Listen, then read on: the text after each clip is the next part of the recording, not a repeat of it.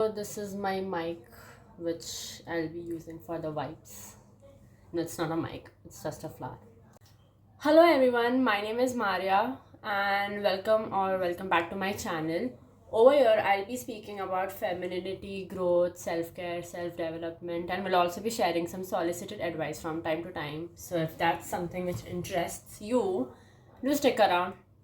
Anyway, my topic for today will be some major differences between masculine energy and feminine energy. I think I spoke a little about it in my last video, and like I said in my previous video, that there's both masculinity and femininity, like masculine energy and feminine energy present, actually existing within us despite our gender. Although people often associate femininity with wearing dresses, doing makeup, loving all the pink stuff, glittery things, and everything, while masculinity is associated with being dominant, being logical, rational, having sport related hobbies, and yeah, basically all the stereotypical things which are associated with both these energies. While this might be true for some people, in fact, a lot of people, it's true for a lot of people. I'm a girl, I like pink, although I'm wearing blue. Anyway, that's not the case. That's not the point. I believe understanding these energies and the differences between both these energies will help you better understand yourself, what you want to become, what do you want to attract for yourself. So yeah, let's get into it. I guess my first major difference would be that the masculine energy is more solution or logic oriented, whereas the feminine energy is more of a feeling intuitive, feeling comforted sort of an energy. I think the feminine mostly makes decisions 100% based on what that makes her feel, what that decision makes her feel, what the outcome from that decision will make her feel. We don't really calculate, and I think when we have to calculate things while making decisions, that generally feels very off. If it doesn't, it's a superpower basically. Feminine just knows because she knows. We don't have external data on why, and why exactly, what's the problem, we don't know. We just know that there is something off. Whereas the masculine makes decisions based on factual texts or other external data. Those things are taken into consideration while making a decision. It's not quite common for them to make a decision just on the basis of how that makes them feel, which is the complete opposite of what the feminine usually does. I'd like to give an example on this because this example is literally something which I've seen so much, something which has happened to me, my friends, everyone. So let's say you have an argument, like you see a couple in an argument. The 90% of the times the man will just be like, okay, sorry, I said sorry, no, let's move on, and or else they'll solve the issue. And that doesn't solve the issue, by the way, that just increases the problem, I guess, because the woman wants the guy to really understand how she's feeling. We don't want the problems to be solved, guys. Just sit down with that attitude, like we can solve the problem too, but like we don't want the problem to be solved. A little interchange of these energies also essential, because sometimes the feminine also needs to be a little masculine in a way where you need to be logical, you need to be solution oriented. You cannot just sit and crib about the problem all the time.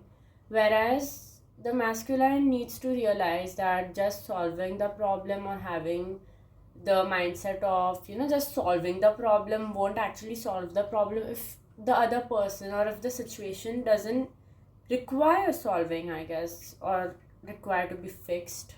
My next major difference is that the masculine operates more on a solar energy cycle, whereas the feminine operates with lunar energy cycle. Now, what do I mean by this is that solar energy, like just imagine the sun comes up every day in the morning, it's out there, by evening it sets, it comes up again the next day, it sets by the evening. Whereas the moon, there are 4 phases of moon. And in women also, our menstrual cycle, we have luteal phase, menstrual. There are like four phases. I'm not so clear on the names right now, but I'll definitely speak more about it. I have read so much about this, and this is my favorite point actually. I think in all my videos I have this one favorite point. I'm mad. Hormonally and physically speaking, men feel the same every day. Their energy levels are the same every day. So is the sun. The sun rises every day, sets every day. It's a cycle, right? Morning it rises, by evening it sets. So that's how men also, the body structure, the hormonal structure of men is designed in that way that they are able to perform the tasks. Their energy levels get restored with, it's a 24 into it's a 24-hour cycle. You get up, you work, at night you're like, your energy level is restored, next day you're re-energized, you can carry out your tasks. Like the moon has phases, even we as women do have phases. Like some days you are so super active, fully productive, energized mode, like you'll do 1,000 tasks in a day with full booming, bursting energy inside of you. And there are days when you're just dull. You don't know why. You cannot explain why. You just don't feel it. Like you're on the bed all the time. You don't really have the motivation, the inspiration to do anything rather than chilling or, I don't know, doing your own thing, I guess. My next point would be that the masculine is more of result oriented, whereas the feminine is more of process oriented. Now, let me use an example. Let's say we are cooking dinner, right? The masculine will create the dinner, cook the dinner merely to consume it. The end result, the end goal is to eat it. Whereas for the feminine, it's really important to also enjoy cooking the meal. Obviously, the final output is to eat the meal and like get that thing done, consume the meal and everything. But it's also really important to enjoy the whole process of creation rather than just creating to eat it. Now, my last point for today will be that the masculine energy is more of a doing energy, giving energy, whereas the feminine is more of a receiving energy or a being energy. Now, a lot of women perceive as just being is like doing nothing. Actually, you're not doing anything like actively, but you not doing anything actively is also you doing something. For example, the masculine shows love and care by doing things, giving out things. For example, opening doors, giving gifts, and basically doing all those chivalrous acts. Whereas for a feminine to show that she loves and care, it's easy for her to receive those things. Now I know that a lot of you people, a lot of you girlies specifically, don't really know how to receive the art of receiving, and most of you guys actually feel guilty that no, or feel bad and no, like why should I make him work, and like,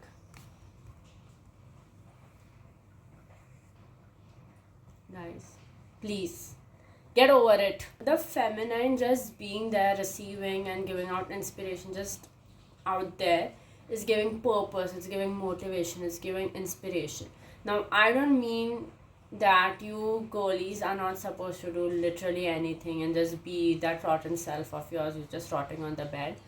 Sorry if my language is too harsh, but focus on yourself, focus on things which you like doing, and develop a personality first of all. Don't have the audacity to go out and demand anything from anyone when you are literally nothing.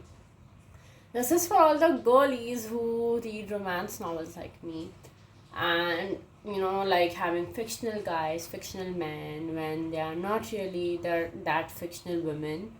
It's really unfair, honestly, and I do have a lot of friends, a lot of people I know who are like so mad behind that one fictional character. I get it, it's fiction and it's literally like you enjoying something and everything. But my point here is that you cannot expect a particular kind of treatment if you're not that particular kind of person. So a lot of times you need to like actually look into yourself, like have a glance, guys. I'd also like to remind you guys that there's so many more major differences. Like there are like a lot of major differences. Like if you Google somewhere, and if you actually read blogs and stuff about this, cause I've also read about it while I was doing my research. That there are like thousands and millions of points of differences which you will find, and I particularly chose these 4 points because I feel that for me, these 4 points are the most important points, and all the other points sort of come secondary, or they're actually included in these points if you go to see it with depth. Okay, guys, so this is it for today. I hope you guys enjoyed this video and it helped you in some way. If you guys want me to speak more about anything in particular, do let me know in the comments. And yeah, thank you for watching. Bye bye.